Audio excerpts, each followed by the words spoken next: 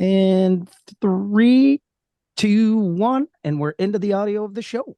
All right, welcome to episode 114 of the Narcissistic Music Disorder.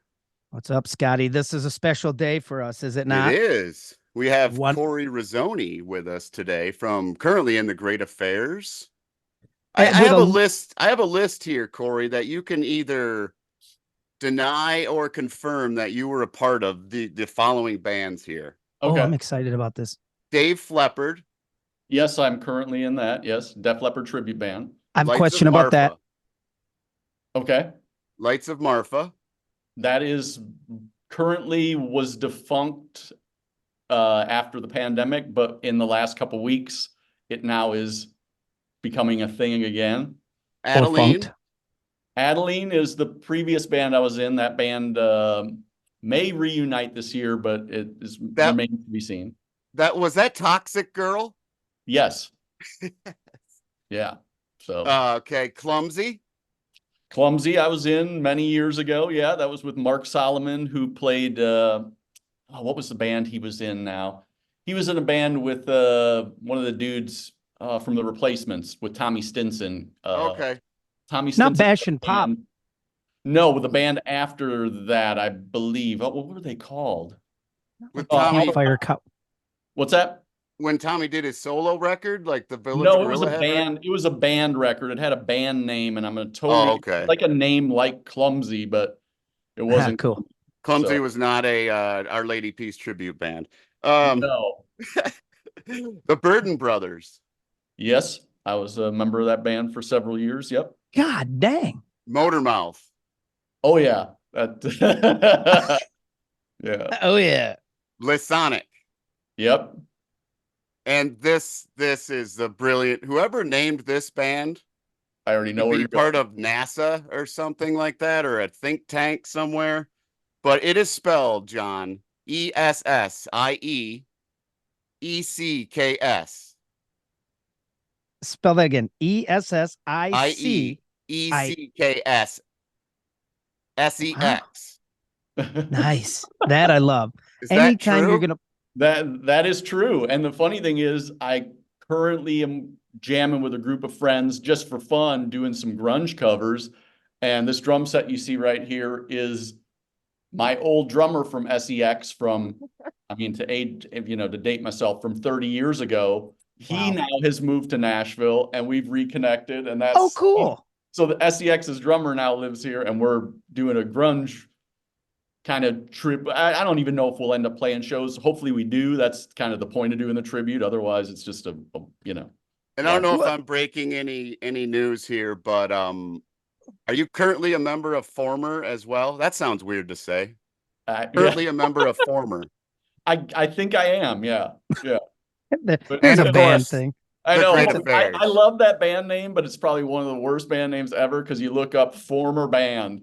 And right. Former member. We might just have to rename the band, I don't know. So from you're in Nashville. Yeah. Uh-huh. You live and work in Nashville. It looks like, again, you have some sort of a studio there. Like, is this in your home? I mean, yeah. I'm in my basement and yeah, there's a drum set, but it doesn't look nearly as cool as your setup. So you have your own home studio that you work out of. You can record live bands and that sort of thing. Yeah. Several years back. I mean, Nashville is full of as many musicians are here. It's very limited for rehearsal space. Right.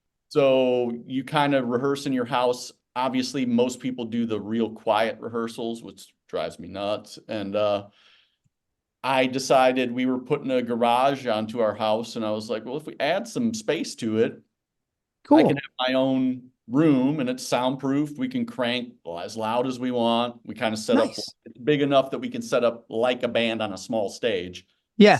And it's worked out good. All the Lights of Marfa stuff, most of it was done here. Former rehearses here. The grunge things doing Lights of Marfa. Half the things I do rehearse here. So yeah, are you from Texas?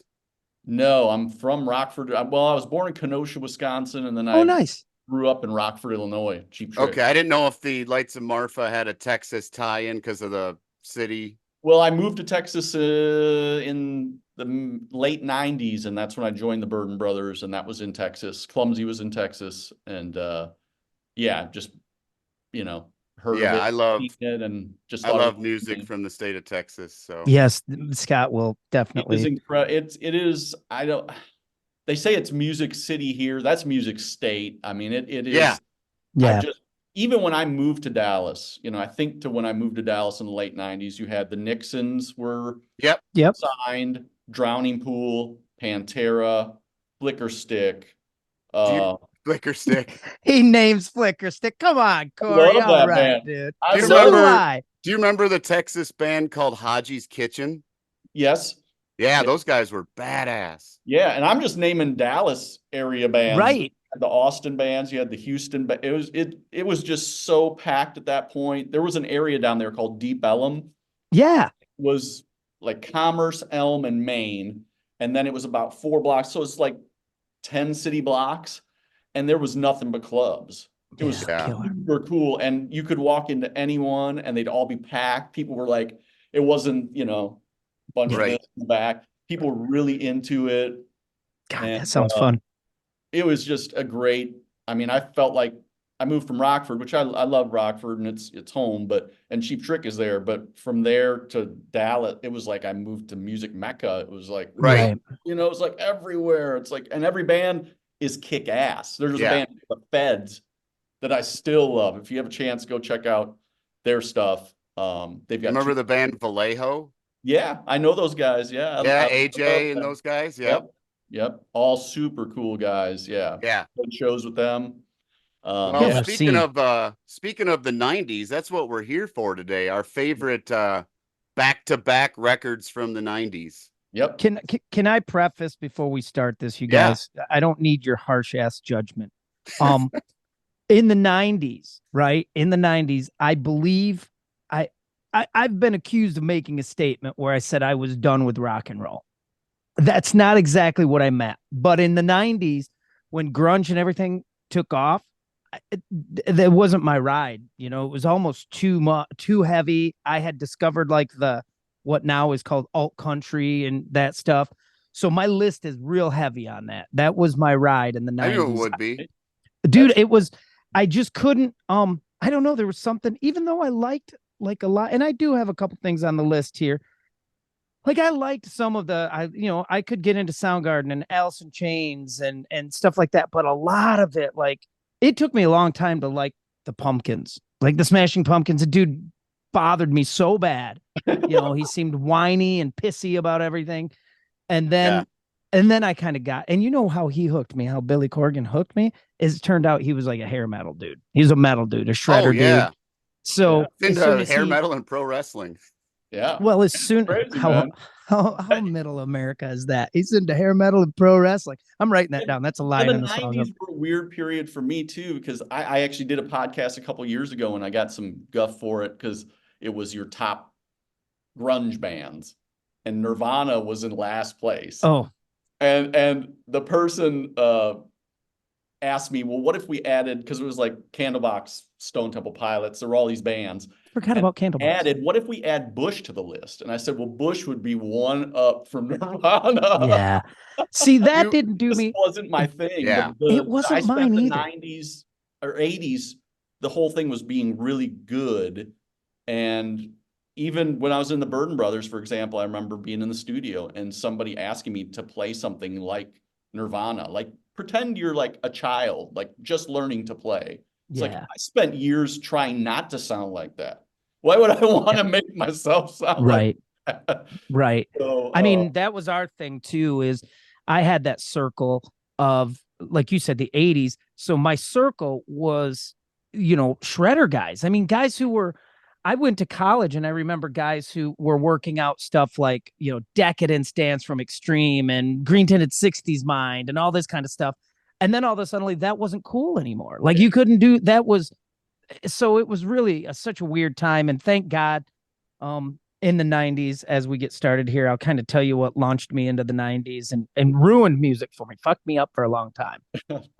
And still does. It stuck me in in the 90s, I was in this world where it was so small and such a little, little community that if you went out, I tell people now in the 90s too, I played in an alt country band, and there was a time where if you played Johnny Cash songs, covers, people were looking at you like you were a hillbilly or something. It was before Walk the Line came out. Right. Pre-Walk the Line, we were playing Never Pick Cotton by Johnny Cash in rock bars, and people were like, what is this shit?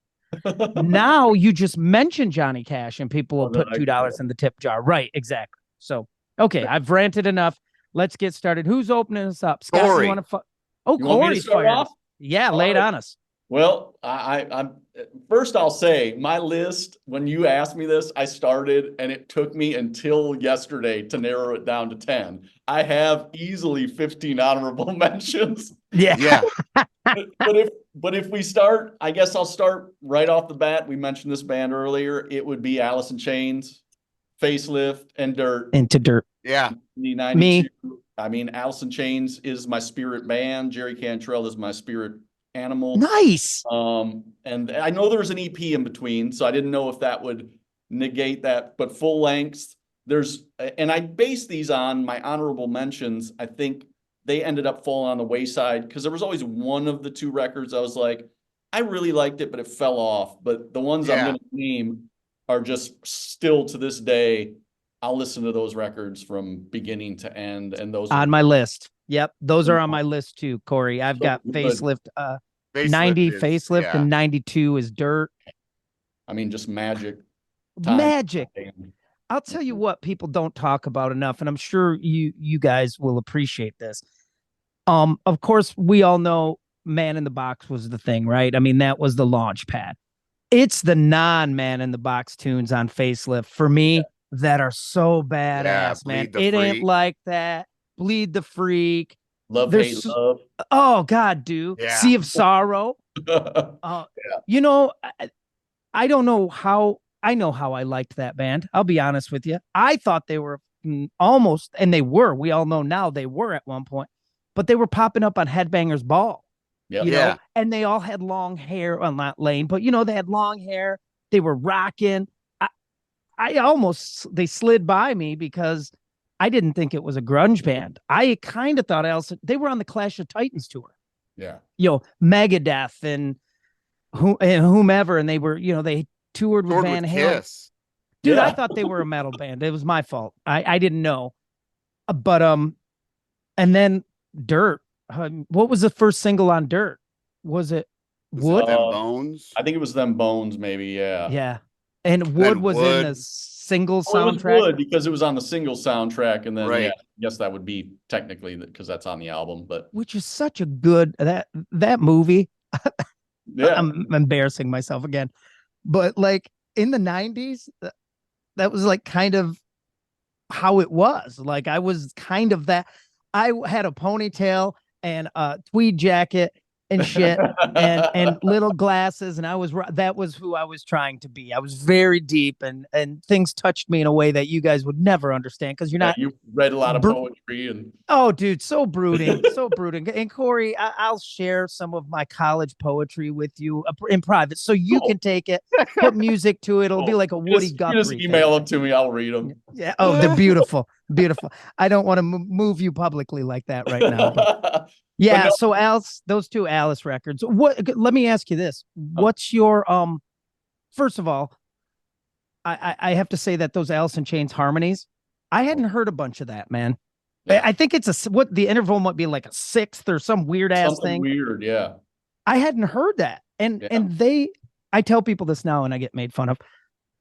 Lane and Jerry Cantrell were kind of like a Paul McCartney and John Lennon, where they'd sing each other's parts and then split off into a harmony and then come back in a weird unison thing. And I mean, and then the guitar tone. We got Rushes, yeah. So that unplugged is magic. Is good too, yeah. Which is how you cool about their harmonies too is it seemed like, at least back in the day, the lead singer would sing here and then the background vocals were always this was like the reverse. Like Lane sung high and Jerry would sing that low stuff, and it was like, oh, I never heard that. Really, that's really cool. I had neither, man. And then the other thing that happened to guys like me in that era is Man in the Box is out, and it's for bands, for even beginning bands, it's pretty coverable because it's pretty easy. It's a lot of first position stuff. It's not, the rhythm, I'm saying. Right. Even the that opening lick. So everybody's playing it, but what everybody didn't have was Lane Staley. Right. So you got a lot to this day. And I don't know what it's like in other cities or other states, but you could go any Friday night here and you wouldn't have to travel too far to catch Man in the Box live by somebody. And what we're all, it's going, and then it gets to the chorus and you're like this, and then it hits and you're like, oh God, you got to leave because everyone went, we can play it on guitar. The bass player can play, we got that intro, right, with the China. Yeah. And then you're like, wait, man, nobody in our band can sing this. Who's going to do this part, right? Yeah. Who's going to sing the high part? Yeah, great opening, Corey.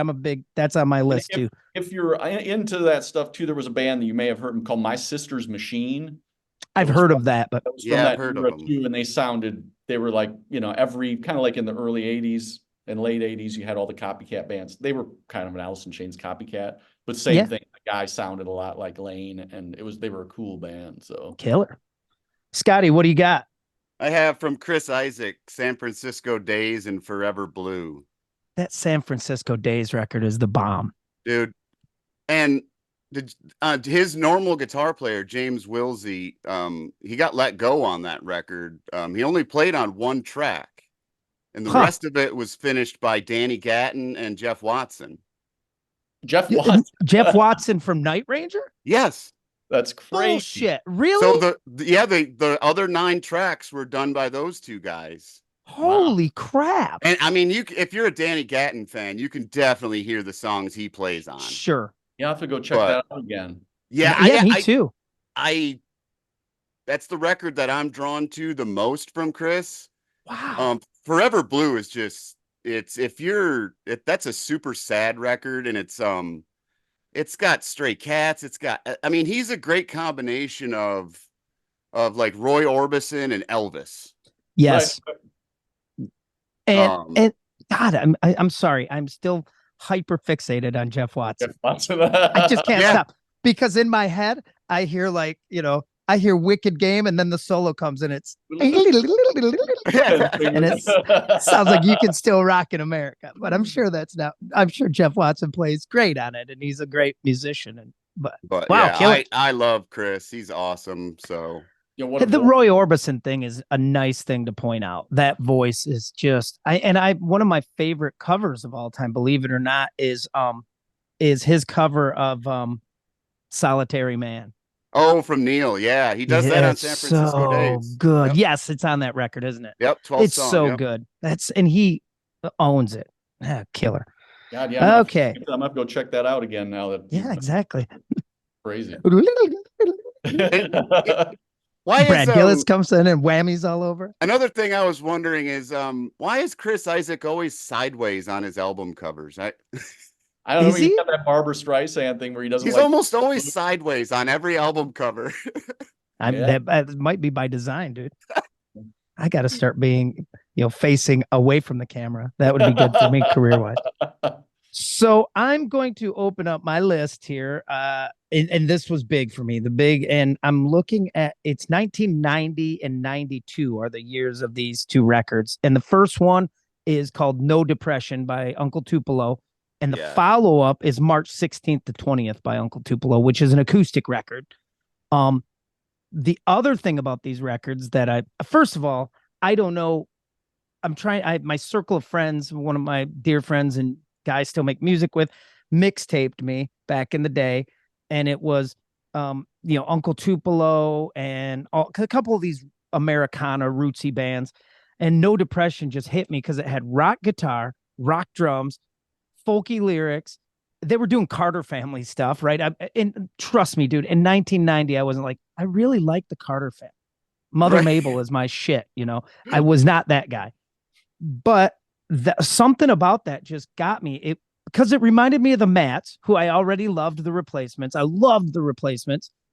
So it had that. It was sloppy enough. It was folky on the lyrics. It was, and then so that No Depression record is as punky as it gets. It is start. Their drummer at the time was a real start stop guy. Right.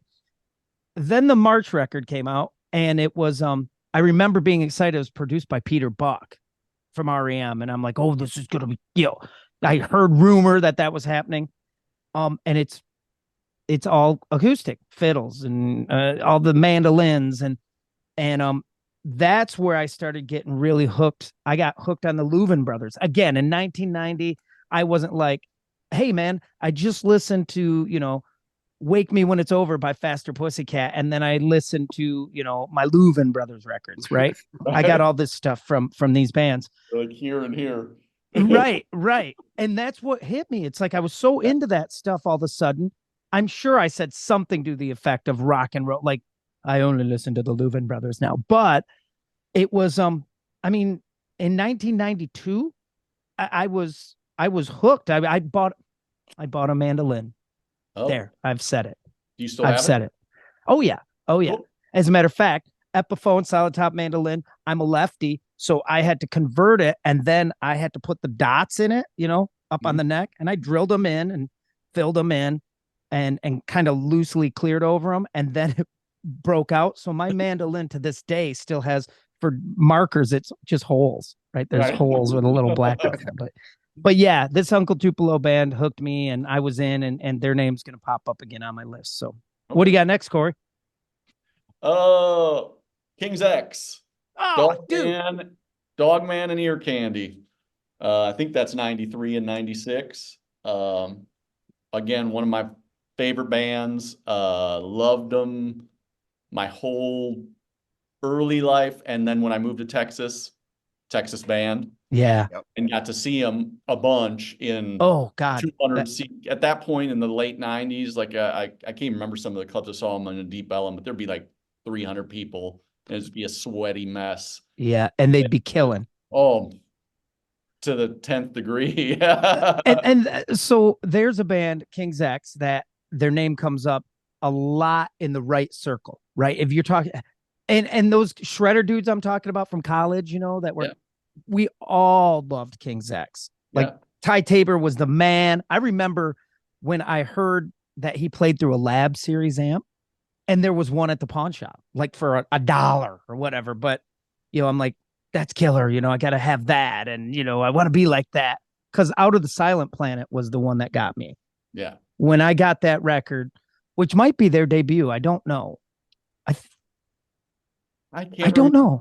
It's pre-90s, I think, or right there. Dogman, the song Dogman's killer. That's a dark record too. It is. That whole, and Ear Candy then has got a bunch of it's kind of going in a happier place, but it's still got that heavy guitar thing.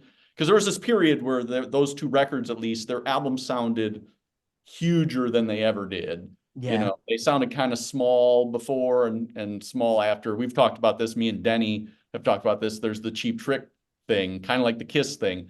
Their first few albums are my favorite Cheap Trick records, but they're not the best sounding. Right. Like that 90, Kiss. Like the 96, was it 98 self-titled Cheap Trick, or was it 97? Oh yeah, That album is sonically the coolest Cheap Trick because it just sounds like them, like they sound if you go see them in concert. And that's how those King's X records were for me. Like when I saw them, I was like, their early stuff doesn't sound like they, in person, they sound massive. And it's like, why do they not sound like that on the first couple of records? I feel like, and I could be wrong, but I feel like, and I can't think of the dude's name right now. His first name's Terry. He's a record producer. He did Pantera records. Terry Date. Was he involved in King's X at one time? I don't know why I think that or why I heard that name, but he may have been, but I feel like, was it Brendan O'Brien maybe had something to do with it too? That would make sense. Dogman now, but I gotta see who produced those records because they do sound killer and vocal harmonies for days. Yep. So you have with King's X, you have like these, and this is kind of deep nerd stuff for me, but it's like you have Beatle vocal harmonies, jazz chord voicings, kind of, you can't call it Cheap Trick bass just because it's 12, 12. 18 string or whatever. But there's something about that trio, and there's something about the way Jerry, their drummer, he's a weird dude to watch play drums. He is. Yep. And yet his feel is killer. I was talking to my 16-year-old drummer son about him. We were talking about jazz. Like my son's drum instructor guy's like, jazz, you're right on the beat. You're not laying back. You're kind of on top of it. Yeah. That's how Jerry plays in King Zach's, but it finds a pocket. It's the weirdest damn thing on earth. Yep. Yeah. And all their songs feel great. Yeah. I just saw them a couple of years ago, and they were great. Their set list sucked balls, but they played about 6 songs off their new record, and I don't think they played It's Love. Oh man. There was 2 or 3 big hits that they just avoided completely and just chose to play new shit. And it was just like, I like when they play Goldilocks live and the audience sings it.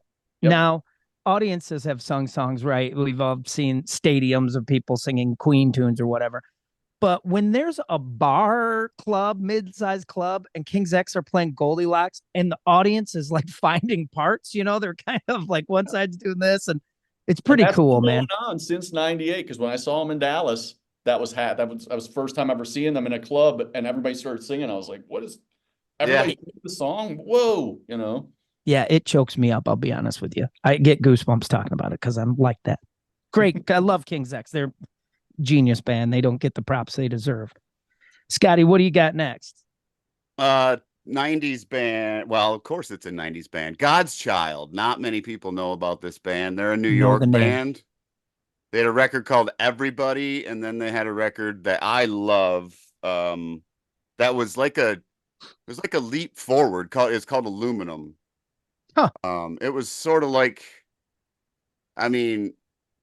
the Pussycat, from going from their self-titled to Wake Me When It's Over, is like, where did this band come from? Did they go take lessons? Did they get shitloads of lessons and new instruments? Holy Lord. Yeah. But because everybody had that song called Everybody's One, that kind of poppy hit, and then Aluminum, I think I don't remember the hit that was not hit, but the song that was released. But my favorite song on there is called Space Boy. And that's Adam Hamilton played in that band when it became yeah. I was gonna say, I feel like I've heard that before, and me too. They went to LA and became Joe 90. Okay. Oh yes, I remember that band. And then Adam Hamilton was the drummer of Joe 90. Gotcha. But I don't know what ever became of them after that. I never heard Joe 90, to be honest. So I think I heard something. But this record has like female Elvis and Is This the Real World? I think was the one single. Kind of the but 90s single. They're both great. I love that. Me and my 90s love. John, my 90s you love sound, it. those I know. bands. You love it. You love it.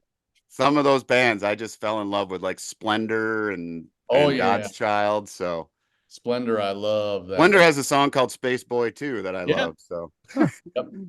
Yeah, it must be a 90s theme. The singer now from Splendor is a movie director. Is he really? Huh. Yeah, and the only reason I know that is because in the Burden Brothers, we toured, and in California, we opened up, and I'm going to totally blank. He had a trio band after Splendor, and they were super cool. Oh. And just got to shoot in the breeze with them, and just told him I saw him in Dallas, of all places, before the album, I think, even came out, the first record, Splendor record, and just became phone friends, and kind of kept in touch randomly. And now he does, he does. I don't think he does music at all, but he mostly does TV and film now. He's a director. Okay. But super talented guy. And I wish I could remember the name of that trio, but they were equally as cool as Splendor. Okay. So, but just nobody cared at that point. Yeah, they were super cool, but nobody cared. Yeah. That's the story of all of it, right? Yes. Yes. So that being said, I will go to my next 2 albums. The first one, 1992, Grave Dancers Union, into 1995's Let Your Dim Light Shine by Soul Asylum. Yeah. Again, to me, Soul Asylum was The Horse You Rode In On. That was the album before the big one, before Grave Dancers Union, because they were a twin tone band. And if you remember the label Twin Tone from Minneapolis, that was the early home to the Mats. And about the time that the Mats are out and Husker Du, Soul Asylum's there. Soul Asylum's there too. The Mats get their kind of notoriety and are the replacements. Husker Du not so much. And then Soul Asylum breaks with Runaway Train, of course, off Grave Dancers Union. But for me, the jam on Grave Dancers Union was called Somebody to Shove. Oh, It's got this killer guitar intro that's like, I tell people this is not popular in my circle, but the guitar intro to Somebody's Shove is cooler than Sweet Child of Mine, right? Sweet Child of Mine starts with that guitar thing. Yeah. The Somebody to Shove one that Dan Murphy does is way cooler. And then they went into the next record, Let Your Dim Light Shine, which had Misery on it. A song called String of Pearls. If you ever listen to that, it's killer. It's a story song and it goes up and down. Real punky Caged Rat tune on there. I just love that band. I saw them in the 90s. I probably saw them in 95. And it was I saw, this will tell you where my head was at. I saw Soul Asylum, the Jayhawks, Matthew Sweet, and Victoria Williams on the same bill. And it was, they played like Scott, you'll know, they played Pine Knob. Oh, okay. Like Soul Asylum played Pine Knob, dude. No, I saw him at Club Eastbrook.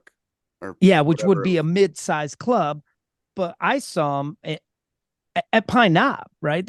And there was no one. I mean, nobody there. And for me, it was like, it was my Clash of the Titans. Right. It was my Clash of the Folkies.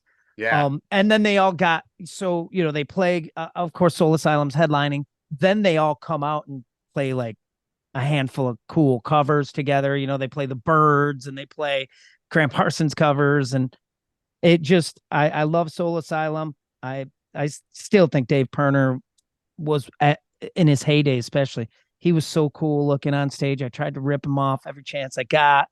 Low slung telly, greasy hair. He had it all. And I fucking still love that band. So yeah, that's what I had. What do you got next, Corey? This is going to throw everybody because, I'm kind of more on the heavier side, but Bjork, Wow. debut and post. She's one of my, I have weird taste because people go, do you like this, like that? And nope. And then there'll be this one thing that pops out. And I just always have loved her music. But those two records, I think it was 93 and 95, they're just so unique. Yeah, right. First off, her voice is definitely an acquired taste for most people. But just her instrumentation and the way she arranges things is just so cool. And at that point too, there's she would play out and like there's footage of her doing one of the songs where she had a guy playing the glasses with the water. She just was super. But her records just sounded so especially not many people do the headphones and if they do, it's mostly the mixes aren't built for that now anyway.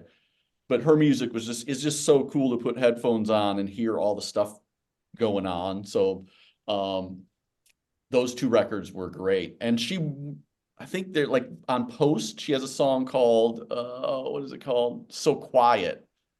And it's super quiet, and it sounds like a big band song. So quiet, ba, ba, ba, ba, da, da, and it goes into this big band, so her stuff is so weird from like almost like techno stuff on the first record to that second record. There's songs with just her and an accordion, and then the next song is a big band song. So I just always really dug the artistic side of that. I think as a musician, I like, I'm not a big fan. I hear sometimes people say, yeah, in this band, that guy writes all the music and, nobody else, everybody kind of just plays what they write. I kind of like having people like her. And that's how I've read interviews with her where she hires people because she's like, I want input. I don't want just my thing. I'll hire this completely random guy because he does something really weird. Yeah, right. I Yep. like that collective thing, you know, and that's always was super attractive about her music was just how, She was open to that. Yeah. yeah, just like, hey, you know, I got this idea and somebody takes it and just flips it over. And it's like, you know, and I love being in those situations because I can kind of play drums. And as a musician, you can program drums now, but Sure. it's so cool when you're in the room and the drummer goes, I got this idea, and he plays something. You're just like, oh yeah, you know, I never would have thought of that, you know. So, and that's what's missing, I think, you know, as for time for an old man rant, but that's kind of some of the thing that's missing too is don't forget, well, you were dedicating, or I was dedicating, you know, your life to this instrument, to guitar and string. Yep, I can noodle on the drums. I can certainly go into easy drummer and get a cool loop going with fills and everything, but it's not my soul. There's something about a drummer, you know, the drummer has his soul is the drums, hopefully. And when you bring your soul to something, it's going to be different than, well, I programmed it because, you know, here's a beat I can play guitar over, or this feel. And that's cool. And like you said, I mean, you talk about getting people for a specific task. They used to do that. Like records used to be made that way. You needed a pedal steel guy and you got the best, you know, you got Lloyd Maines or you got whomever, and you needed piano. So Russ you Hicks. had Nicky Hopkins come in, or, you know, or that doesn't happen anymore. You know, right. and that's a shame because that's why those records sound so good. That's why, you know, because individuality of those players, yes, a And that, specialist, you know. and I would recommend for sure check out the Post record for sure. There's a song on there, actually, the single was called Army of Me, Okay. and Helmet covered it. So that Oh, it wow, cool. leans, that song could be turned into a metal song. So that song is dark and like, so it's just, her stuff is just so unique and cool. And I still listen to those first three records. She definitely has went a little off in the Sure. distance the last 15, 20 years Out where in the I weeds. can't say I'm a huge listener of the new stuff anymore because it's so out there, you know. But those first couple are great. It's killer. Well, those secrets out now, Corey. There goes your credibility. Yeah. I don't want this Bjork listening dude in my band anymore. Listen to fucking weirdo. All right, what do you got next, Scott? Going to my SoCal punk phase Forgot you with had Making Friends and More Betterness from No Use for a Name. Awesome. Yes. Completely R.I.P. out of Tony my wheel. Sly. That's my favorite band from that era. I love No Use. They didn't have whiny shit. They just jammed, and these two records are especially Make More Betterness is really what it's like they were reaching for the radio type with that record, but it's killer. They do a cover of Fairy Tale in New York by the Pogues on there. That's killer. Oh, wow. Chris Shiflett, of course, was from the Foo Fighters, was in that That's band. right. Yep. You guys checking out his podcast? I have, Shred with Shifty? Oh no, I used to listen to Walking the Floor that he I had. did too. Okay. He's got this new one. The new one, Shred with Shifty. He has guitar players on, and it's a guitar-based thing. It's pretty cool, man. It's pretty cool. He seems like a cool guy. He does. I want to ask him. Ace interview is a little sketchy, but is Ace fucked up? He just, he's just one of those. I got, Eddie got it from me, one of those kind of. Yeah. I was tapping when Eddie was tapping. It's like, come on. Yeah. Well, and I got an Ace tattoo, so I mean, everyone loves Ace. I mean, I love Ace as much as anybody, but there's definitely, and why are you gonna? And I love Ace, right? But you don't necessarily. What are you gonna talk technique with the dude? Well, that's he doesn't remember. They talk about technique, and he starts showing his technique, and it's really bad. It's terrible. Like, he's Ace Frehley, dude. Of course, it's bad.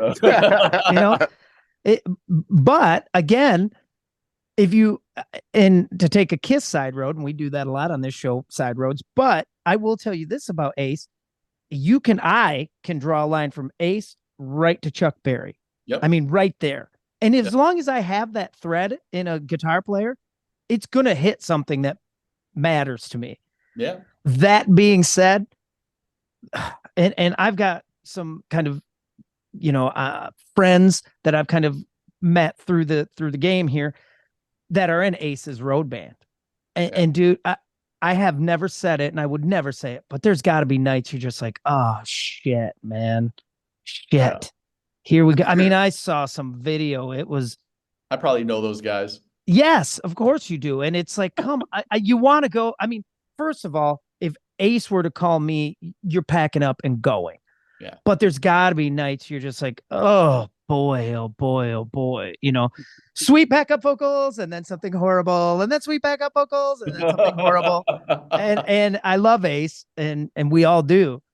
But oof. Yeah. Getting back to No Use for a Name, was Chris was there for those. He wasn't there for the whole life of the band, though, was he? No, Okay. he was not. He It was there was for that window. yeah, his brother Scott, I think, was there before, maybe. Or Yeah. maybe he was in Face to Face. I don't remember. But no, Chris was not there the entire time.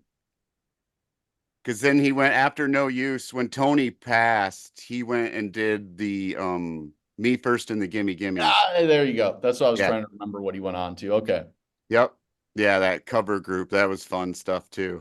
Yeah. You know what's funny is Chris is a good example of kind of the thing that happened to me too, and I can tell it happened to him when like punky metal dudes got country music in their lives, because Chris is big into that. Like he's an alt country dude now.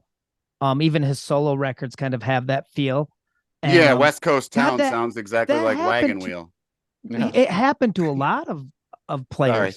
That's Yeah, true. well, hey man, you know, I guess Wagon Wheel isn't the worst song to rip off if you want to connect with people, because God, I'm sick Hey, of that Tom damn Petty song. ripped off the Jayhawks. Why not? You know? Hey, that's been an argument of mine for a long time. And I would never, Tom Petty's not on earth anymore, so I can verbalize it. But I'm Right. telling you, they toured together. You know what? I'm going to my next on my list. I'm done with this shit. My next two albums are 1992's Hollywood Town Hall and 1995's Yes. Tomorrow the Green Grass by the Jayhawks. There we go. So the Jayhawks tour with Petty, like in that time frame, I think it was Hollywood Town Hall into Tomorrow the Green Grass. Yes. They're playing every night, dude. They're playing Waiting for the Sun. And then the next thing you know, Petty's got the greatest hits and it's got Last Dance with Mary Jane. I don't know if those things are connected. I've never heard like Gary Loris from the Jayhawks or anyone ever No, say anything That's about the it. thing. Only us. But it is there, dude. It's that A minor. I mean, it's that groove. Those two, the Jayhawks are, they're my band. The Jayhawks are my band. They are, for me, it was like, I guess if I had to say for my generation, my age, they were like my Birds. You know, I'm sure when you were in the 60s and the Birds did Sweetheart of the Rodeo or something, you either went, this is killer, or you're like, this is terrible. That's what I got from the Jayhawks. And I got the Jayhawks through Twin Tone again. That stupid label in Minneapolis had the Jayhawks, had what was that first album? Oh God, I won't think of it now. That sucks. The first Jayhawks album, Blue Earth. Bunkhouse one? Well, that was kind of their demos or whatever, Yeah. but their first release, that Blue Earth record. Gary Loris, the guitar player for the Jayhawks, who is never going to be, you know, a guitar for the practicing musician or anything, he changed the way I played guitar. He really did. His pedal steel bands, volume. I got a volume pedal for the first time that I was going to use for these steel swells, and I started to live that. Yeah. And it worked for a while. I mean, like, because nobody knew who the dude was. I could rock it, and people were like, wow, Merchant's this fucking creative genius, you know? Well, I'm literally ripping. This will tell you how into it I was. So in 1990, I'm guessing 92, 93, my rig, now mind you, even then, guys still had racks. There were Bogners were getting hot. There were a lot of that stuff was coming. Mesas were, I had a black face deluxe reverb, analog delay, a volume pedal, and a fuzz face. Wow. And I couldn't figure out why I couldn't find work, like why I couldn't be in someone's fucking band, you know, and no one wanted to talk to me. And I remember we recorded with a band and I had it. I had Gary Loris tone. It was killer. And I played it, and the dude producing the thing was like, this is terrible. I can't hear the notes. It's so fuzzy and everything's falling into each other. I'm like, that's exactly what I want. Yeah. And it sucked and that sucked and everything sucked You about keep it. mentioning the twin tone stuff. One of the coolest things I ever got to do was when I was in Clumsy, we got to play 400 bar. Oh, yes. A Where staple of that Yeah, scene. where all those bands played, and some of the I can't remember which member of one of those bands, because through the Tommy Stinson thing, knew our singer. He came out, and it was really cool. Because at that point too, I was in Golden Smog was like a super group. Yeah, super. Yes. Yeah. And that's my favorite of all of those things. For some reason, that album connected with me. So I mean, that Golden Smog record. So, With the is covers? No, you're talking the one that had like original stuff on it, right? Yes. Oh, yes. okay. That's the one that's got that kick-ass song V on it. That's real jangly, and it had a bunch of Jeff Tweedy songs on it. Yeah. God, dude, that was a super Wasn't group. that And some Jayhawks, some yes, Buffalo, some yep, it was Yeah. all those guys. Run Soul Westy Asylum, Run, I think. yes, all those guys kind of came to, and I'd heard that it was like Jeff Tweedy was in a bad place. The Wilco dude was in a bad place. Yeah. Uncle Tupelo had broken up. He was kind of struggling to get his footing. And those dudes, I guess, like Dan Murphy from Soul Asylum was in there. I got hip to them because I grabbed their EP that had the covers. And it had like, they were covering stuff that I liked. And I thought, well, I'm similar to those guys because they're covering a cowboy song, Shooting Star, cowboy song, all those things. Killer. Yeah. So, yeah, Jayhawks were my next one. What you got, Corey? Foo Fighters, Color and Shape, 97, Nothing Left to Lose, 99. So Color and Shape is still my jam for the Foo Fighters, beginning to end. February Stars is probably my favorite song by the Foo Fighters. Love that song. One has stacked actors. Yeah. That's There's Nothing Left to Lose. Yeah. That's my favorite Foo Fighters tune. Yeah. So, but that period, I saw them live in that period. That's another band that over time, the last 10 years, I kind of lost touch with. Only because I feel like they've lost that punky thing and went more Tom Petty, which I love Tom Petty, but it just doesn't work for me in their context. I think the last record was the one that had White Limo. What record was that? That's the last song though, where it was just like, oh, they're doing a Motorhead thing. There's really none of that on their records anymore. It's kind of old guy rock is how it is. Feels. It is. It's just right. like, so it is. Those two records, Color and Shape, like I said, I just remember getting that and putting, not the needle on, but putting it in the disc player and just being like, wow, this is really cool record. The songs are really good. It's paced really well back when people gave a shit about track order and stuff. What are you talking about? Pace? Are you or song order? Who listens to that? That's what I mean. I don't listen to records like that anymore, unfortunately. I don't either. I'm very guilty of finding the song I really like and getting it and then riding that thing into the dirt. I did it with that Sloan band recently. That was the thing I did. The thing we got to say about the Foo Fighters, I think, is I can hear the Cheap Trick and Beatles and Big Star and all that. And I guess I'll publicly say it and take what comes. I'm not a Nirvana guy. That stuff didn't do anything for me. Right. When I remember, when Kurt Cobain died and people going, oh, we've lost the voice of our generation. I remember saying out loud, like, that wasn't my voice, dude. I would, the Jayhawks or or whatever I was into. But the Foo Fighters I like because it's so poppy. I mean, it's power pop. Even those early records and the records you're talking about have a ton of heavy pop sensibility with great. I mean, the guitar tones are all killer. I mean, and his harmonies, like half those songs could be 70s AM songs just heavied up, so which is what I love. That's you're gonna always connect with me on that for sure. Yeah. Scotty, what do you got next? Pawn Shop Guitars in The Hangover from Gilby Clarke. Gilby Clarke, man. Yeah, he's the man. Those two records back to back. He should still be in Guns N' Roses. That's all I'm gonna say. Oh yeah. Well, you know what? When you lose Izzy Stradlin, when you lose my hero in your band, I'm already and you've already done those two big records they did that they were already. I was starting to drift away. I'll be honest with you. I mean, I just recently listened to those Illusion records, both of them, and I like Civil War. I like a lot of songs. Yeah. But when Izzy Stradlin left the band and Steven Adler, the whole thing shifted for me. That's when I It kind of changed went. two bands right there. It changed the Cult when Matt Sorum came over. Yeah. And it Right. changed Guns N' Roses with Adler being gone. Yeah. I So it just don't. changed the Cult forever too. Yeah. I don't think I really just Gilby Clarke, if you're gonna put someone in Izzy's place, that's a damn good guitar player to Yeah. put in. Yeah. He's another guy for me that I can see, with Gilby, I can hear the Mick Taylor, Ronnie Wood, I can hear the Stones, I can hear Chuck Berry, I think that's rock and roll to me. That's just rock music. He makes rock and roll music, and that's my favorite kind of Straight music. up. You know what I mean? Still looks cool. Oh my Even God, I today, know he that looks pisses cool. me off too. It's so weird. It's like he looks That- exactly the same. I know. I know he should be in Guns N' Roses. And I'm sure who's second guitar in Guns N' Roses right now? Richard Fortus.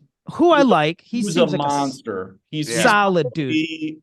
Technically a better player than Slash. I know that's going to kill. Oh, for sure. Technically, yeah. Slash is still yeah, more original and cool, but he is a good fit. Richards is great, and but there's a special place in my heart for that era of that band when Gilby was in there. And those records at Pawn Shop, I just listened to that recently because I listened to a podcast with Gilby, and it was really good. The second one, what was the second title? The Hangover? That one I can't say I've listened to much. So it's really, really good. Like Zip Gun, he does Happiness is a Warm Gun, the Beatles tune on there. Oh, that's cool.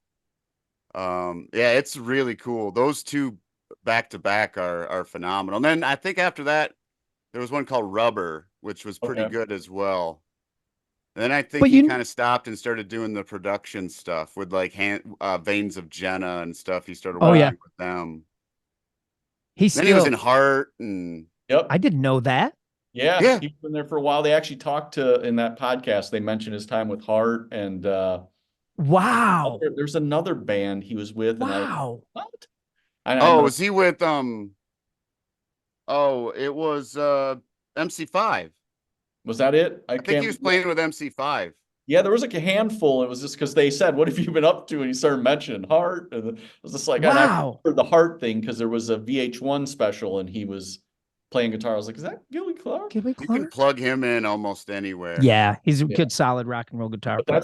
Those records are great. The guitar tones are awesome, and he just seems like, in the interview I saw anyway, he just seems like a genuinely nice dude. Like he's just a rock and roll fan. Yeah. Yeah, he's a Midwest guy. He's from Ohio, I think. So. Yep. Yeah. Did he know Axl? How did he get in Guns N' Roses? Does anyone know? He was friends with Slash, I believe, because the story he told, I think he got asked and then didn't hear, could you jump in, and learned a bunch of stuff, and then maybe it took 6 months for them to call, and when they did call, he heard about it on MTV. Like a week. he heard about it on MTV before he was even asked. Yeah, they announced. I think it's how the story went. Can you imagine? Holy shit! Yeah, just watching that. Nobody calls you. You just find out you're the guitarist for Guns. Oh, I'm in Guns N' Roses now. Holy shit! Yeah, it was. But yeah, it was one of those things where he had all that time, and then they call and say, "Can you be here in a week?" It's like, oh shit! His first show was like Rock in Rio or something. Yeah. It's like, oh yeah, right. All right, dude, don't screw this up. It's 200,000 people here. What do I got next? And in the interest of time, I'm going to knock a couple out quick. I'm going to go, and this is kind of a no-brainer for me. I'm going to lump these two together. It's 1995, saw AM from Wilco and Trace from Sunvolt, two bands that come from Uncle Tupelo, rather. Yep. And then for Wilco, AM was that straight alt country kind of bouncy record, right? And then they had Being There, which was, for me, I thought, man, that's pretty ambitious and Jay Bennett, who I love, who's passed away, he came in the band around that time. They started to kind of get Brian Wilson-y, a little Yeah. Beach Boys-y. I will say this too. I think being there might have been the start, the very seed of that band becoming a band I didn't enjoy anymore. I hate to say that, but as soon as people start going, "Hey man, you're Brian Wilson," or then everything is Pet Sounds, and it's like you forgot how to put It took a three. couple more for me, but yeah. Well, I stayed on too. I stayed on through all those, through Yankee Hotel Foxtrot Yeah. and That's Sky where Blue I Sky. was. And then I forget what the one with the egg on it was. I started to get away from it. Sunvolt, Trace, and Straightaways. I loved Trace. That's a record that had Drown as a single. It was a bigger record than AM. I'm sure Jeff Tweedy felt that.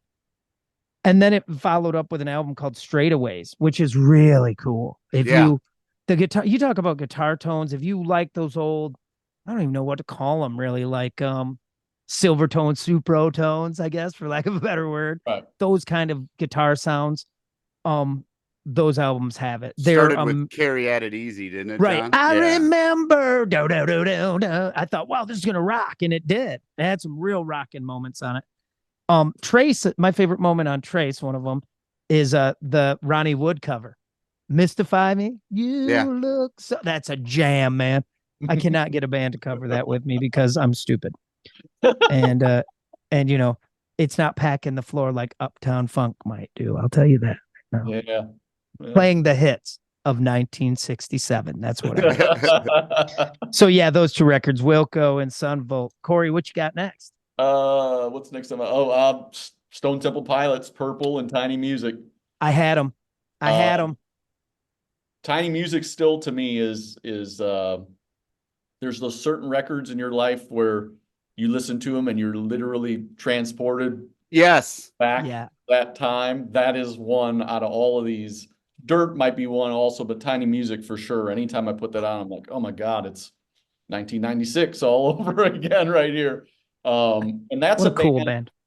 Yeah, that's a band that got lumped into the grunge thing, but man, they so surpassed all of their contemporaries into something completely beyond that. I mean, they're just anybody that wants to say those last, even from Tiny Music on, I mean, 4 is awesome. Yes. It's like the song, they range from super heavy to, super mellow, Sour Girl to that's a great tune. Yeah, and that's a great tune. And Heaven and Hot Rods. Yeah, that's what I mean. So it's just like such a cool band, cool front man. Cool guitar player, Dean. Oh, Dean DeLay. yeah. So those two guys, I mean, that whole band, the way they move. My kid is in a grunge band and they play a couple of Pilots tunes. And I told him, I remember when I heard the band for the first time, I was gigging at a bar, cover band, and they would, back in the day, the band would be playing, and then on a TV, big screen TV somewhere, they'd have Headbangers Ball with the volume down. Right. Then you'd break and they'd bring the volume up on Headbangers Ball. Okay. How weird is that, right? So we break and the Sex Type thing came on, and it was good enough in that era that I stopped and stood in front of the TV and watched it. Yep. And I went, wow, this is cool. And it reminded me of a shitty, well, not a shitty, but a Kiss tune called War Machine. It had that riff, and all of a sudden I knew who Stone Temple Pilots were, and I liked it. I did like that. Yeah. But when Scott Weiland became Scott Weiland, his Ziggy Stardust, whatever he became, then I was totally in. I mean, that was the groove for me. Yeah, and there's something about that guy. When I was playing with the Burden Brothers, we had the pleasure of opening a few shows for Velvet Revolver, and it was during the period where he was kind of falling back, I think, into the drug thing. So they would like lights out, and we'd stand on the side of the stage and be like, he's on his way, and they basically have handlers for him. They drive him into the venue. He would get out. He had like a sweat. I just remember he had like a black sweatshirt or robe on, and he had 2 handlers, and he just walked towards the stage, took it off, handed it to somebody, just looked like, and then walked out and turned into Scott Weiland. Yeah. And then walked off stage. They put that shit back on me, just kind of like truffled off to the van, and they left. It was just like, what just happened? Like this guy is in the midst of some horrible, but man, you put him on, I'm getting goosebumps thinking about it. You put him on that stage and he just came alive. It was just like, whoa, that is the craziest thing I've ever seen in my life. If he'd have had his shit together and kept it together, and my understanding is he was not alone in those Velvet Revolver days of dudes kind of dropping off, going back to the old ways or whatever. Oh yeah. If he had been on it, like when he was on it, dude, there's video of those guys playing and it is bitching. I mean, he is bitch. He's exactly what I want my rock and roll front man to be. Yeah. I want him to be bone skinny and low ass hip huggers with a hat on and just crushing crushing the Velvet Revolver stuff. I thought he did a cool Night Train. They were playing that live, and he was killing that. I loved that band. I thought that was a cool thing. For some reason, and this is gonna go public, I'll probably get beat up for it. Something bugs me about Matt Sorum. I don't know what that is. He's probably a great guy and he's a fine drummer. Something about his vibe, probably from interviews and to stuff I've seen. But that band was, if you could put Scott Weiland in any band. I mean, he could front the Carpenters and they'd be a rocking band, right? Because he's that cool. He's that cool, yeah. When we did one of those shows, the drummer in the Burden Brothers was a guy named Taz, and he used to play with Duff in Loaded. Oh yeah. So we kind of had that connection. He was in the Reverend Horton Heat also, and killer. And one of the shows, he gets the call like, "Hey, Duff's text. Anybody want to go their backstage room and hang out?" And yes, I do. The only guy in the band was like, "Yes, yes, yeah. Yes, please." We're walking through, and there's multiple other bands on the bill, and they're all like waiting outside their room to maybe meet them, and all of a sudden, just Duff's head pops out and goes, and we walk in, and it's all of them minus Weiland. Just wow. There, and their wives are sitting there, and I'm, Taz is like, "Hey, this is Duff, this is Slash," and I'm thinking, yeah, no kidding. Fucking tell me who it is. Mr. Slash, nice to meet you. Now, what do you do for a living? Well, and that's what I kind of sat there, and luckily there was a mutual friend that was also there, and they were like, "Why don't you go talk to Slash?" And I was like, "What the hell am I going to say to Slash?" Right. He was playing a Les Paul, and he said, "Just ask him what year the guitar is." And that's what I did. And he talked. I don't even know what he said. It was mostly just me, like, and he was talking about his guitars and just like, what? Oh my! I'm sitting on a couch with Slash and his wife, and he's talking about guitar. I wish I would have been more. I was so in awe. And he was a cool guy. He was super cool. Like I said, he was, the minute I asked, it's like, "Oh yeah, this is this," and I have, now you're talking guitars. I have 12 guitars on the road, and then I also have a double of everyone. So there's like 24 guitars. He's just telling me all of them, just like, what? Like, this is, yeah. I'm sure you handled that better than I would have. I've got 28 guitars on the road. I'd have been like, I have a gig bag. It holds 2 of them. I carry them both. I know, you want to go see my 2? I broke a string on this one. This one needs a setup if everything frets out. But anyhow, I have 2 of them. Oh, that's killer. Yeah. All right. Moving on to Scott. I'm gonna throw a couple together here. I have Step Right Up and Viva Satellite from Todd Snyder. My fault. That's on me. I should have had that too.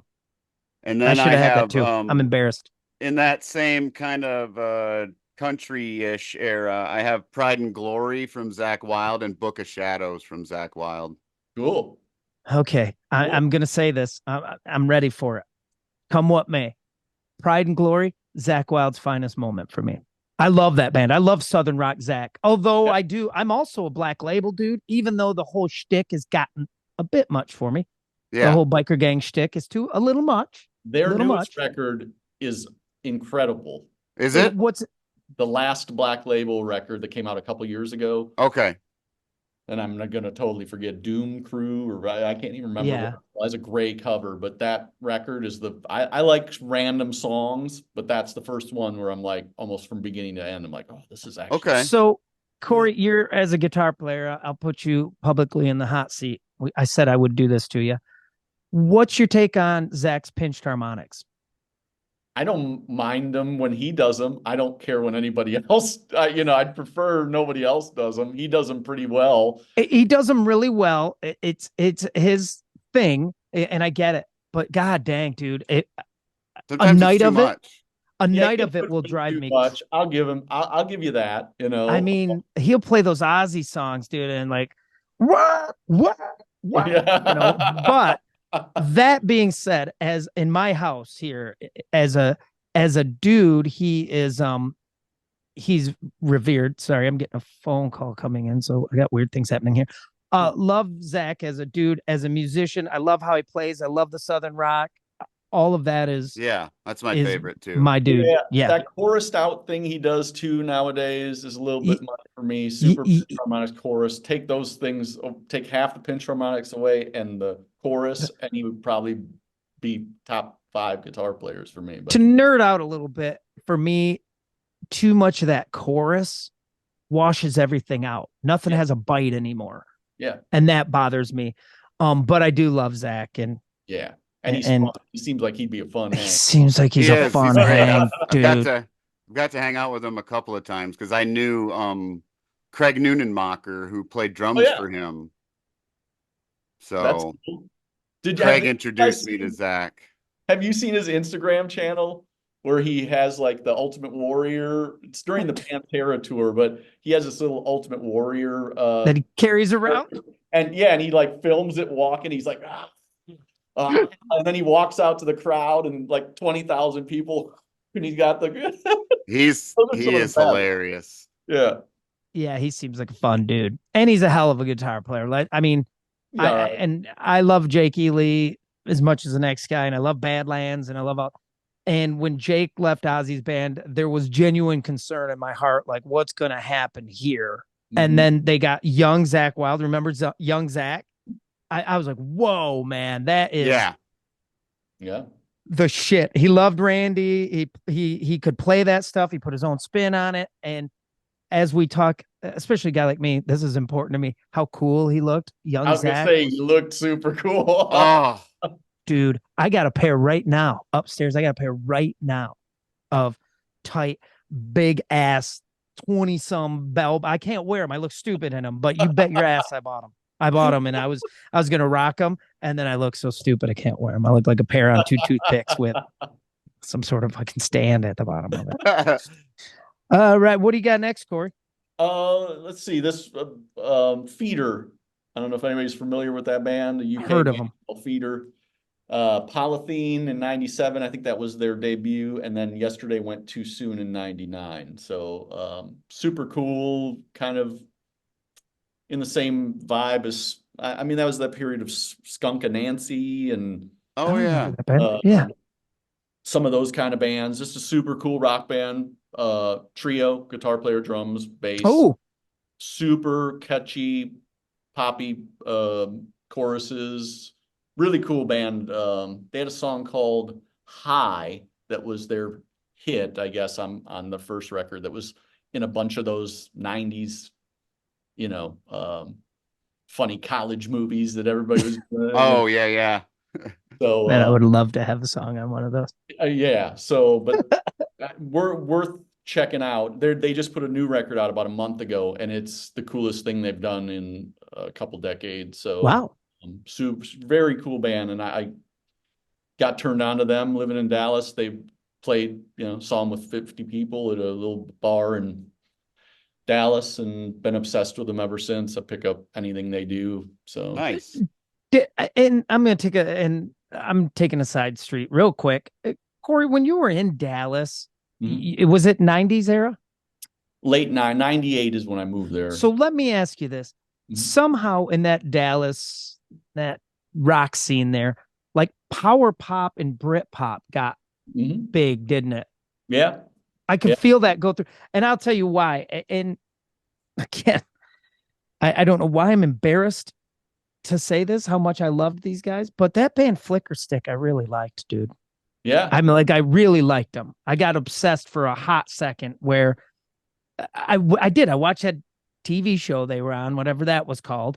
And they were just consistently, I'm like, man, there's something about these guys. So I got that 260 was the label. It was on some weird label.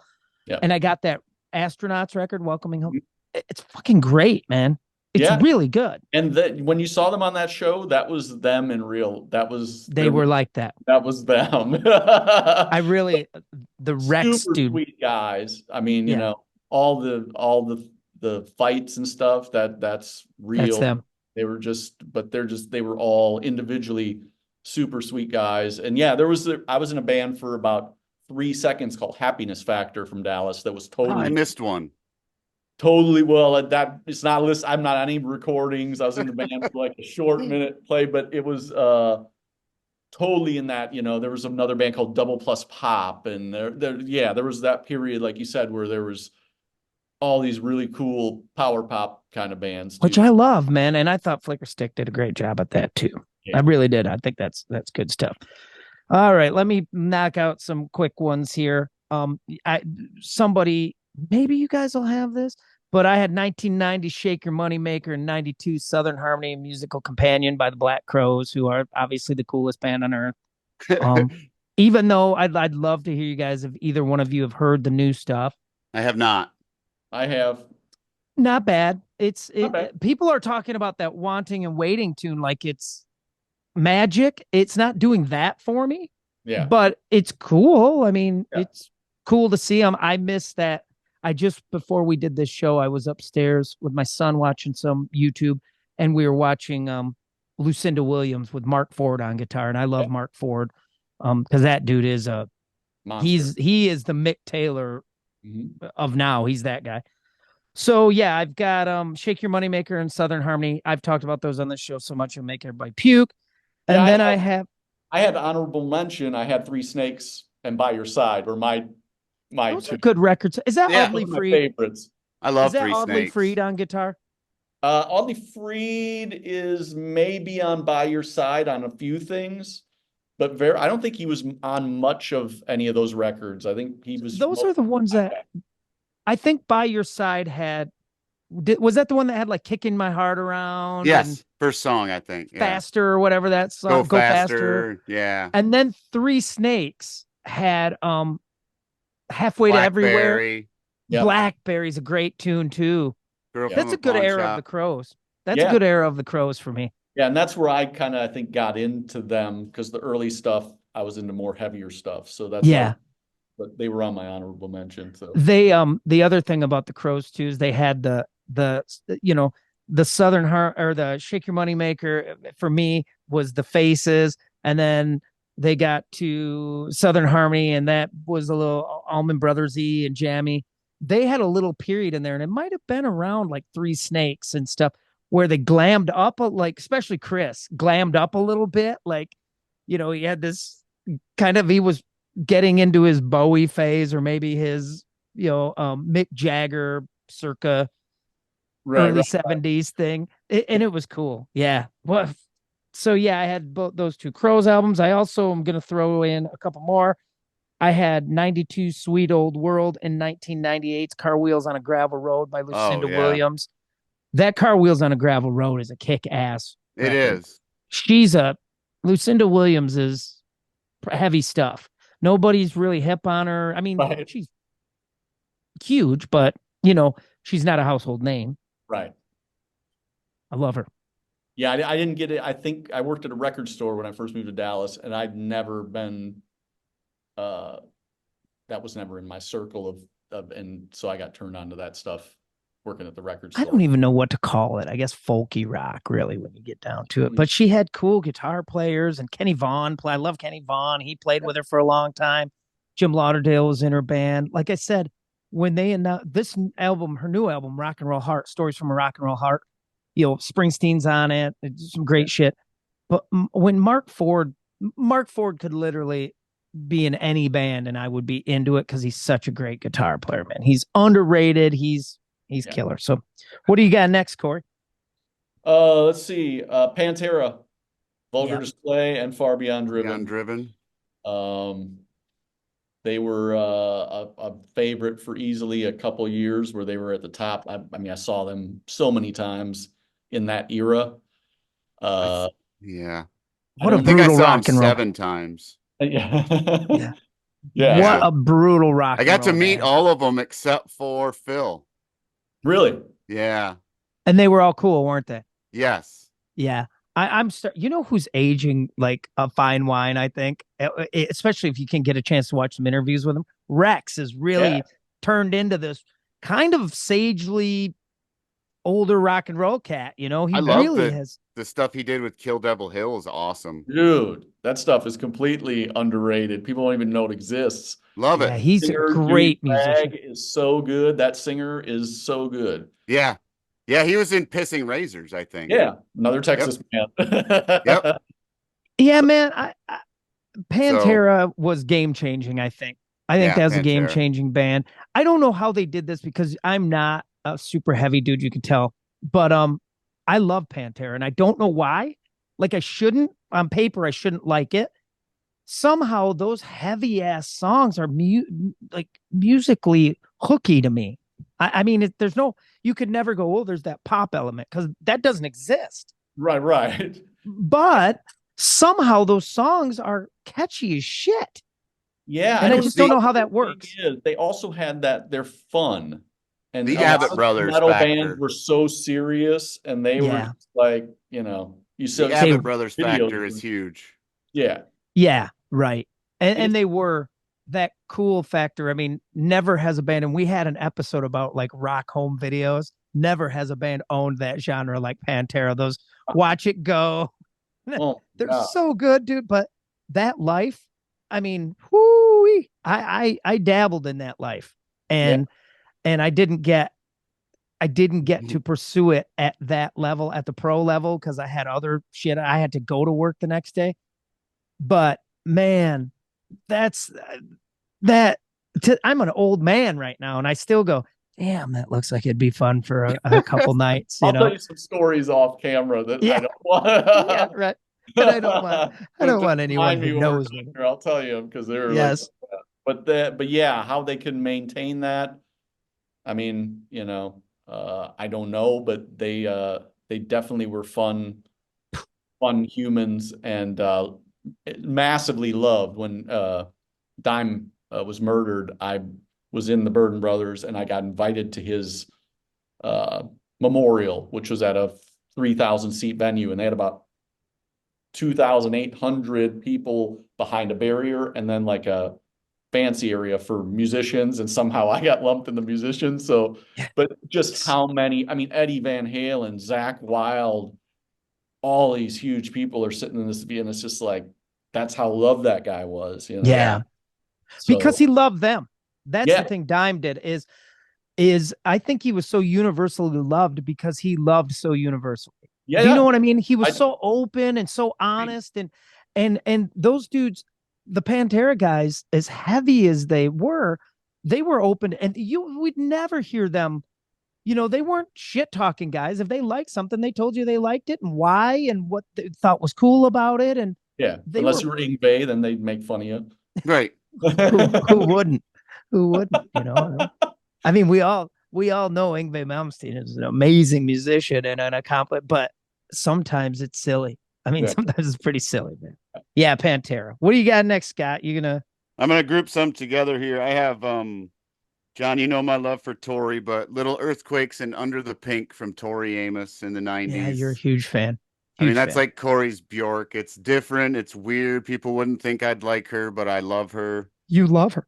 I love the power pop of Super Drag from Head Trip and Every Key and Regretfully Yours. Head Trip and Every Key is a big record. The Bends and Pablo Honey from Radiohead. And I have one more number one, but we could say that. Rattle off the Bends. Well, Pablo Honey and the Bends are in my list as well. So yeah, I'm in the unfriendly confines right now. So I mean, Radiohead people. Well, that's about people. Where they maybe OK Computer, but after that, I love. But those two albums are solid. Killer. rock record. Everybody I love loves them. Everybody I love and respects loves Radiohead. And I tried, Scott. You know I tried. I like those. I'll work on it. Like I say, I'll I like work those on two records.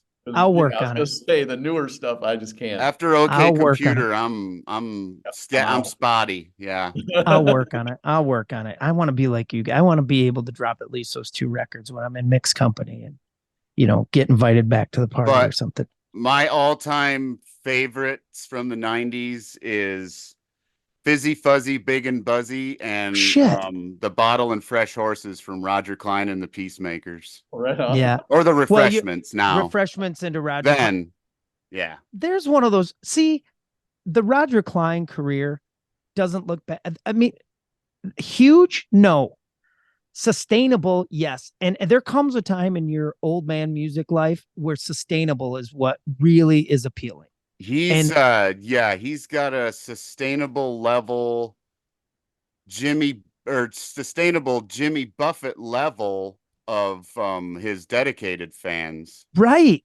People go to cruises and his own that looks very appealing. I mean, Buffett actually, Roger told me Buffett told him he was jealous of like his loyal fan base that follows him around the country.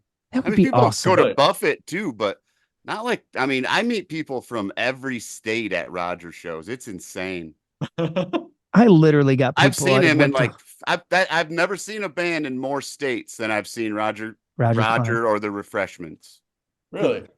And I got people I went to high like school 5 or with 6 states. who live next to the bar and won't come out. You know, I literally like, hey, we went to high school together and playing the bar that's adjacent to your house. You gonna come by? Yeah. I already have tickets to see him in October and at Bell's. So yeah, that'll be cool. That would be fun. What do I got? I got one more on my list, and this is about as weird as it can be. Nobody's really hip on this dude. His claim to fame is he's Madonna's brother-in-law, I believe. Trampoline 1996 and Fuse in 1999 by Joe Henry, who's a great singer-songwriter who I got hooked in the 80s. I got hooked on maybe 90, a record Short called Man's Room. Short Man's Room. Man, that's gold. Madonna's what? Brother-in-law, I believe. Really? Is it brother or brother-in-law? Brother-in-law. Yeah. And he produced records for her. Like he did some stuff with her. Did she have Maverick? Was that her record label she owned? Yes. So I think he did some production stuff maybe over there and maybe even released some stuff himself. Oh. He's a cool singer-songwriter, got very dark, got a song called King's Highway about murder that I love. But these 2 records are very moody, atmospheric. You talk about production because I like that stuff too. I like a little headphone candy. I'm usually hooked pretty quick if you wash a guitar out in reverb. I like that kind of sound. And then you put a Bigsby on it. Now I'm really into it. Yeah. If you can kick your tremolo on, I'll get excited as well. But these 2 records are really well written. There's a song on it called Ohio Air Show Crash that has one of the a line in it when he nosed into the lake, this plane on this air show, and when they hit the bridge, at first I thought it was me. All this kind of cool word stuff that I like, and the music is very moody and atmospheric, and I like that too. So yeah, Joe Henry. What are you closing out with, Corey? What do you got? Well, I'll just do my last 2 then, because I think I have 2. Smashing Pumpkins, Gish, and Siamese Dream, which I know you're not a. Oh yeah. It took me a while. I'm retro. I'm retro in. I'm retro now in. What else you got? And then the final one is Sponge, Rotting Pinata, and Wax Ecstatic. There's my boy. There's my boy. That band, dude. Yeah. So they're just those 2 albums still. Rotting Pinata is still from beginning to end. Gold. Yeah, there's some songs. It's Raining, Nina Menashe. The songs that aren't the hits are some of the ones on that record. And I love Wax Ecstatic. Well, you're talking. We are, Scott and I are Sponge adjacent, right? We're in Michigan. There are hometown boys, kind of. I will say this, going back to the Pumpkins, that I think there are 2 Pumpkins songs rather on that single soundtrack. Like Drown is on there and something else. And I did like those, and I did like the hits, like I said, I didn't get it at first. And then I started to get it, I guess, when I learned more about Corgan, and he humanized himself a little bit to me, because some of that era I was like, this, I don't get this cat. Douchey Yes. Yes. He Yeah, became super douchey, really. I mean, he really seemed like that dude. But I like that band. And then, oddly enough, because I'm the rootsy Americana guy, is it the guitar player? He's not with them now. Yes. So I saw him at a Graham Parsons tribute. He was on guitar at the Graham's behind like Whiskey Town or something. And then I started to like him because he had those similar, he was a sweetheart of the rodeo kind of guy, and he liked all that stuff.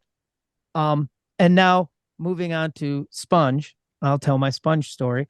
In 1996, I went to see, of course, my story is in 8th grade woodshop, in between huffing wood putty and passing out. Me and my buddy were having a conversation about our favorite band, Kiss. And he goes, hey, man, if Kiss ever reunites, we're going to be there. We may have hugged. If they ever put the makeup on and that we're there. Yeah, dude, of course we are. Pass that over. And then the next thing that happens, not the next thing, but I wake up one morning to a phone call. I'm hungover as shit. And hello, I got him. Well, what do you got? I got us tickets to Tiger Stadium. Kiss is putting the makeup back on, and we got tickets. I'm like, cool, we're going. Alice in Chains. Mm-hmm. Lane was horrible. I mean, he just glued to the stand, like the stand was keeping him upright. Those were the last shows, I think. Those were the last shows, dude. It was not fun. Yeah. I met Jerry Cantrell for a second at that show. And you talk about being cool and not saying anything stupid to Slash. I am sitting on the aisle and Jerry Cantrell's walking down, and nobody seems to know it's Jerry Cantrell. So I step right in front of him. Boom. Like, hey, man. And I want to say something cool. Of what I say is, hey, nice job, man. Yeah, no shit. We're in Alice in Chains. Of course it was a nice job. That's what I said. Second only to the time I told Ray Gillen from Badlands, who walked in the crowd and I recognized, I said, hey, man, nice job up there. Nice job. Yeah, I'm Ray Gillen. Yeah, dude. So, but Sponge is promoting their new album, Wax Ecstatic. Yeah. Dude, they crushed it. You talk about Scott Weiland. We all love Weiland. Vinny Dombrowski he's a killer, engaging front man. He's a freak of nature, man. We just played with them, the Def Leppard tribute. We played with them last summer at a venue in Wisconsin. And the guy's got to be 70 years old. Dude, he is. And he still looks cool, sounds great. Are you guys playing with them at Rockin' the T-Box, Corey? I'd have to look at the listing. For some reason, I feel like they may be on that now. I think it's the same day as you guys. I hope so. I know some of those guys. I know Tim. Yeah. And his brother Andy. And yeah, so and I'm friends with Jimmy Paluzzi also, the original drummer. That is, I mean, what a killer band, what a killer front man. So my connection, my big, watch your feet, everyone, I'm dropping names, is my band kind of hooked up with a guy who heard a something in our sound. He went, hey, I can pair you up with a couple people who will kind of listen to your songs and maybe doctor a little bit. And it was either this Nashville based guy, and I'm going to forget his name, Blue Miller, I think his name was. And the other guy was Vinny Dombrowski from Sponge. And we're like, we'll do Vinny. So we go to Detroit. We set up in their rehearsal. He sits in a folding chair with a pad of paper, right? Then he produces 3 or 4 songs for us. Again, what I think happened, I'll be honest with you, what I think happened is Vinny Dombrowski probably had rent due. Yeah. And they went, hey, man, and we'll pay that rent for that month or whatever. That being said, it connected us to him. It was fun to go, well, we're working with Vinny right now. But then we ended up playing a bunch with the Orbitsons, his alt country band, and they were kick and fun. And we played a lot with the Orbitsons, and They were really cool, man. That's Jimmy Paluzzi, I believe. Yeah. So I think so. Yeah. that whole group of people has this weird thing. It's like Jimmy leaves, but then he's in the Orbitsons. He's also in Crud. Yes, which is Vinny's other band, couple, right? Yeah, with a couple other, like they it's like, why is Sponge still not together? If you guys all play in other bands, Why can't you come together? Well, obviously there's the brother, those guys are gone, but that core band from the first record, I don't get why it fell apart, because they all continued to play in other bands, just not. I wonder why. I wonder why too. Yeah, Vinny has kind of like become kind of an elder statesman of that Detroit scene too. You know, Yeah. and he, that day at Tiger Stadium, I mean, that's a big gig for Sponge, man. Tiger Stadium, sold out Tiger Stadium. I mean, sure, people are filing in, but Jesus, man, there's helicopters flying above. As a matter of fact, they had a plane fly by with a banner that said Wax Ecstatic. I remember going, damn, like the label believes in this thing. And they started with Wax Ecstatic. That was the first song. Really? Wow, wow, wow, wow. Which was great. So being from that area, the power pop thing, and those guys, were you guys fans of the Fags at all? Oh, dude, yes. Of course. Yeah. Light them up. Yeah. Oh, dude, So one of my good friends is Irv, who owns Idol Records. So when I lived in Dallas, they came to play, and that's where I met Jimmy. That's where I met Tim and Spec. I love Spec. So that crazy fucking guy. The Idol Records thing, we have Scott and I have a friend and a musical partner of mine, guy named Todd Long, that was in a band called Molly, who played. They were on Idol. They were playing a lot with Sponge and the Marvelous Three and all of that. And that was a really good time. Michigan, we had a hot second there where we had Sponge and the Verve Pipe and bands were getting signed. It was a pretty exciting time, you know. Yeah. Friends were starting to have showcases with RCA and stuff like that. But that scene, Sponge was just still all those, the singles are great. The non-single cuts are great. Vinny is a rock legend, dude.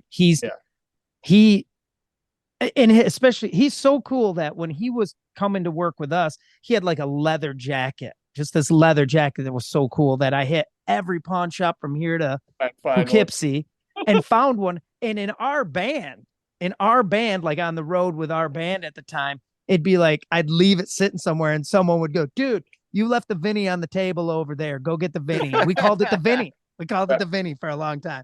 So, yeah, what a legend, dude. Rock and roll legend and warrior. Yeah, out doing it there. Yeah. And they do it old school, man. When we played with them, it was funny. They showed up, they set up, played, and we got to hang out a little bit. But the minute they were done, the five of them ran their shit off stage into their van, and I was hanging out with Tim. And Tim got a call, and it was Vinny, like, let's go. Let's go. 11 at night, and was like, so Wauwatosa. And they're like, we're going to drive home tonight. I'm like, yep. He's just like old school, like, get in the van, let's go. And get the fuck out of this place. Yeah. So, anyway. God, what a great band. Yeah. And great records, too. Actually, I think those two records deserved a little more than they got, if I were being honest with you. I absolutely. Success-wise. I agree. So, yes. Well, listen, Corey, dude, what a treat, man. You know, we're fans. You're certainly Great Affairs. We have kind of a running joke on this show that between Great Affairs and Butch Walker, we hardly get through an episode without mentioning one or both. And certainly I do have one question before we let you go. You got to tell me about this Leopard tribute. What is that like? Because I was thinking about it today when I was getting ready for the show. Do you guys like divide up parts? Are you specifically in charge of? Are you Steve Clark? Are you this guy? That is kind of. You're probably Vivian. Are you Vivian? Are you Phil Campbell? Collin? I would be Vivian Steve. And that was kind of by. I'm the only guy that wanted that, to be honest. Everybody else that got involved with them wanted to be Phil. No. I just that's just not my. I don't even own a guitar with a whammy bar, so it was just like it's not really gonna work for me. The first gig I did with them, I actually covered some of Phil's solos, but all of Steve's parts, which was a real hectic. And from that point on, I kind of said, I just want to be Steve Vivian. And that Pete worked. Willis, Stevian. yeah. And so yeah, How fun. it's really fun. It's a couple How guys challenging. who were in a band called Hot Action Cop that were big around here. They had a song called Fever for the Flavor in the 90s, Fever for the Flavor of the Coochie. It was on all them college movies. It was a huge hit in that world, and Of course it was. man. So it's the drummer from that and the keyboardist from that. The keyboardist sings. He's the singer in the Def Leppard thing. And then Oh, wow. we have a rotating group of guitar players depending on who's available. But the guy that usually plays Phil is Phil's tech. Oh, wow. Yeah. Wow. So that's he's killer. got a couple of guitars that he was given that are Phil's. So he's got the whole shtick down, and Has downloaded his fractal well, yeah, I mean, presets or he something. has, they got Axe effects, so they Yep. all their sounds. Where I've got a neural whatever, Yeah. and I kind of tried to morph myself. I don't own all that, and I got a couple Les Pauls, so I kind of look the part I'm supposed to play, and then Yeah. the other guy that rotates between us used to be Phil's tech. He is now Dave Grohl's tech. Wow. Cool. So that's why I've basically played almost every show for the last 3 years, because we kind of have a rotating group of people, because he's gone all the time with Dave Grohl. Like there's never time off. Right. And then with the stadium tour, there's a lot of dates where there's somebody else. So Wow. yeah, so it's Fun, a fun man. gig. Everybody knows their parts. We don't really do the recorded versions. We do the mirror ball the more, because Yeah. I'll be 100% honest. I'm in that band, but On Through the Night, High and Dry, and Pyromania is kind of where it ends for me. Us too. And there's there's a couple songs we do there on Hysteria, and I mentioned one of the first rehearsals. I was like, I didn't even know this song, and they were like, Yeah. "You didn't know this song?" I was like, Yeah. "I knew the hits." Like I think it was Excitable. Oh, yeah. Yep. I'm like, I never owned Hysteria. So if it wasn't Hysteria, Love Bites. Right. Animal. One of the ones that I wouldn't know it, because I'd never owned that record. And I have to say, still not a super huge fan of those later records, but when you see them play it live, they're a different band. It's like completely rocking. So we take the live versions, and that's what we base it off of. We don't little beefier. Yeah, we don't try and do the Hysteria versions, and well, the cool thing about Leopard that I will say to this day, first of all, I mean, didn't they have the what was a Diamond Star Halos record? Yeah. And you know what? I still doing it at that stadium level, still playing every night. One of the best video blogs on the internet ever is their tour blog with Joe Elliott and the guys, and they can all play. We all miss Steve Clark. I mean, he was, to me, that was a lot of soul of those early Leopard records with Steve Clark. But and I love Vivian Campbell too. I mean, they're two of my favorites, so it's awesome for me. Yes, I mean, well, Vivian Campbell, just as a musician, and with quite a resume, obviously, and has been in Leopard now longer than Steve was in Leopard, I think. But is when you see like him play with the Last in Line, somebody on the internet got a video where they're sitting right in front of his amp, and he's playing like maybe the Last in Line or Holy Diver or whatever. And it's brutal. He is a brutal guitar player. And Leopard, Leopard's like being in Boston now. I mean, you got to cover a lot of ground, but those Dio records.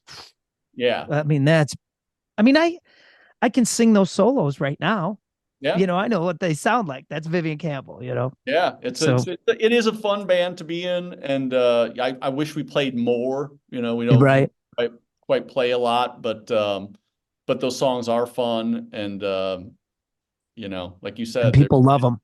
And they're one of those bands too. I've seen recently people hacking on them for using backing tracks, but talking to the guys that I play with that work for them, there are no tracks. You know, we actually have a delay unit that they use that almost doubles what each of them sings, so it makes it sound bigger. Okay, I But need to there know is those no- settings. I'll need to know those settings There for is sure. no auto tune. There is no fakery. There is no tracks. I don't care what anybody says. Those Dude, guys- I just watched Rick Savage. I just watched some sort of rig type thing with him where he was going through what his bass pedals do because he has like the Geddy Lee bass pedals. plays the And he moves. literally went, okay, man, he broke it all down. Yep, sure enough, I step on this one and it does the bloop, bloop, bloop, bloop, bloop, bloop, bloop from Love Bites or something. Right. And this is a pad for this. I mean, Yeah, so what? He's still playing it. right.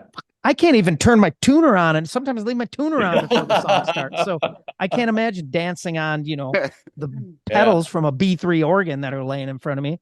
Yeah, the funny And, thing about him is they're all on in-ears except for Sav. he's He on wedges. refuses, and they still have power amps, even though they're using digital solutions. They have full-on stage volume because Sav won't. He won't go for it. It's been That's like my 2 boy. years. He's like, I'm not doing it. Ain't I'm telling you happening. I say this all the time. There is some magic that happens between a folded wedge and your microphone and the amp behind you. If it's all perfect and it hits you at your mic, it's killer. When it sucks, it's the worst thing on earth. And there's nothing worse, right? Than the whole night, right? Yeah. Well, buddy, thank you for doing this and for gracing us with your presence. We can't thank you enough, man. What a Rizzo, fun thanks. chat, man. Thank you, brother. On, man. So, And we will we'll certainly we'll be sharing this and spreading the gospel, man. It sounds like you're a in demand, busy man, and you taking the time means a lot. Do you have to us, anything dude, honest anything to promote upcoming? This will air on Wednesday the 1st. I think the Great Affairs have a couple shows coming up. We're playing in Alabama in June. I think it's the 14th. And then obviously those shows, the Rockin' the T-Box, and we are trying to think. We have another show right before that I'm gonna totally blank where it is. Then we're doing Mississippi. You have a show in Mississippi coming? I don't know if we do. I know we've got a couple dates opening for Mike Tramp. Yes, I'm going to one of them. Songs of White Line. That's gonna be fun, man. I will be at the September show. Awesome. And then maybe I'll be at the Rockin' the T-Box in July. I'm hoping to be there. And I'm gigging, or I'd be there too. I feel like there's another gig in Indiana the day before the Michigan Rockin' the T-Box. There is. There is. I don't remember where it is, and then there is. We'll put a link to the Great Affairs in our show notes. And there's a couple possible shows that I can't say with who yet that we're waiting to find out. That'll be really cool if they happen, but that'll be in the fall. So killer. All right. Just stay tuned, and thanks again, dude. I'll tell you some stories. Excellent. Scotty, leave us with something. You can't run from yourself. You'll run right back to the enemy. Thanks, everybody. See you next time. Corey, thanks, bud. Thank you. Thanks, everybody. See you next time. Yeah.